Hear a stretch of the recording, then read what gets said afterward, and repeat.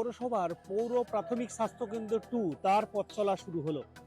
বিষ্ণুপুর পৌরসভার উদ্যোগে এই পৌর স্বাস্থ্য কেন্দ্রটি থেকে বিভিন্ন ধরনের পরিষেবা দেওয়া হবে।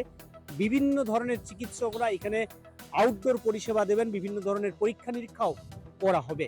বিষ্ণুপুরের পৌর প্রধান জানালেন যে এই ধরনের হাসপাতালগুলো, এই ধরনের স্বাস্থ্যকেন্দ্রগুলো থেকে মানুষ পরিষেবা পাবে এবং এর ফলে যে জেলা হাসপাতাল রয়েছে, সুপার স্পেশালিটি হাসপাতাল রয়েছে, সেইগুলোতে কিন্তু চাপ অনেকটাই কমবে। তবে আগামী দিনে এই পৌর প্রাথমিক স্বাস্থ্যকেন্দ্র 30 শয্যা বিশিষ্ট ডে কেয়ার ইউনিট করারও পরিকল্পনা রয়েছে বলে এমনটাও কিন্তু জানানো হয়েছে। এই ধরনের কেন্দ্রগুলি থেকে মানুষজন পরিষেবা পাবে, মানুষজনও কিন্তু খুশি। কি বলছেন পৌরসভা, কি বলছেন স্থানীয় মানুষ, চলুন একবার শুনে নেওয়া যাক এই পৌর প্রাথমিক স্বাস্থ্যকেন্দ্র 2 নিয়ে। এটা পৌর প্রাথমিক স্বাস্থ্যকেন্দ্র।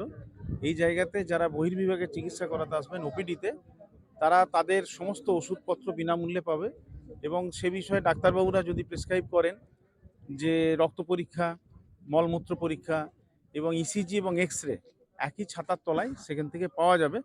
অতএব কোনো মানুষ যদি আসে, সে অন্তত তার প্রাথমিক চিকিৎসাটা এই জায়গা থেকে পেয়ে যাবে। যে আগামী দিন যে এখানে 30 শয্যা বিশিষ্ট একটি যদি হসপিটাল করা যায়, তাহলে ডে কেয়ার সেন্টার, অর্থাৎ যারা রুগী এলেন তাদের প্রাথমিক চিকিৎসা হলো, তারা কিছুটা সময় বেডে থাকলেন, অবজারভেশনে রাখা হলো এবং পরবর্তীকালে তাদেরকে আবার ছেড়ে দেওয়া হলো এবং সেই পরিকল্পনাও আগামী দিন আছে।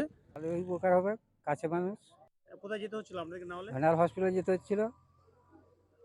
এখানে ধরুন সব ধরনের ট্রিটমেন্ট হবে। হ্যাঁ, সবই ওইটি হলে তো আমাদের সুবিধাই হবে। সব মিলিয়ে এই ধরনের প্রাথমিক স্বাস্থ্যকেন্দ্র মানুষের বহুল কাজে লাগবে, মানুষ স্বাস্থ্য পরিষেবা পাবে, এমনটাই কিন্তু বলা হচ্ছে।